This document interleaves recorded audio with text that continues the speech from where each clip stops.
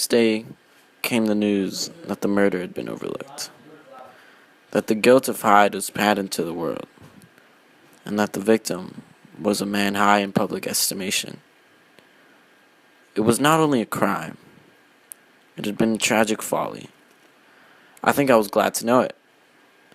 I think I was glad to have my better impulses, thus buttressed and guarded by the terrors of the scaffold. Jekyll was now my city of refuge.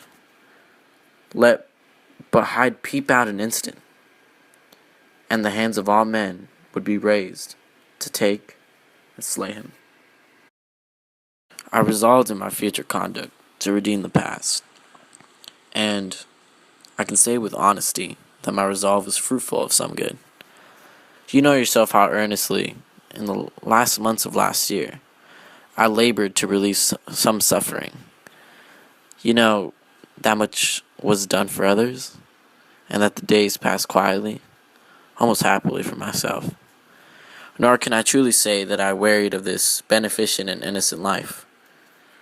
I think instead that I daily enjoyed it more completely. But I was still cursed with my duality of purpose. And as the first edge of my penitence wore off the lower side of me, so long indulged, so recently chained down, began to growl for license. Not that I dreamed of resuscitating Hyde, the bare idea of that would startle me to frenzy. No.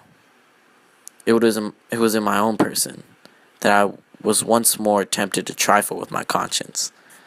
And it was in an ordinary secret sinner that I at last fell before the assaults of temptation. The most capacious measures failed at last, and this brief condensation to my evil finally destroyed the balance of my soul. And yet I was not alarmed. The fall seemed natural, like a return to the old days where I had made my discovery. It was a fine, clear January day, wet under the foot where the frost had melted, but cloudless overhead, and the Regent's Park was full of winter chirpings and sweet with spring odors.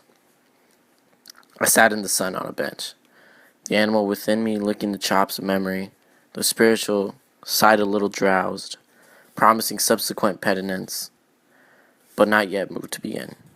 After all, I reflected, I was like my neighbors, and then I smiled, comparing myself with other men, comparing my act of goodwill with the lazy cruelty of their neglect.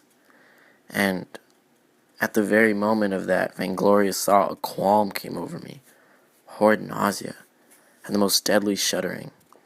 These passed away and left me faint, and then as its turned faintness subsided, I began to be aware of a change in the temper of my thoughts, a greater boldness, contempt of danger, a solution of the bonds of obligation. I looked down. My clothes hung formlessly on my shrunken limbs. The hands that lay on my knee was corded and hairy. I was once more Edward Hyde. A moment before I had been safe of all men's respect, wealthy, beloved, the cloth laying for me in the dining room at home. Now I was the common quarry of mankind, hunted, houseless, a known murderer, thrall to the gallows.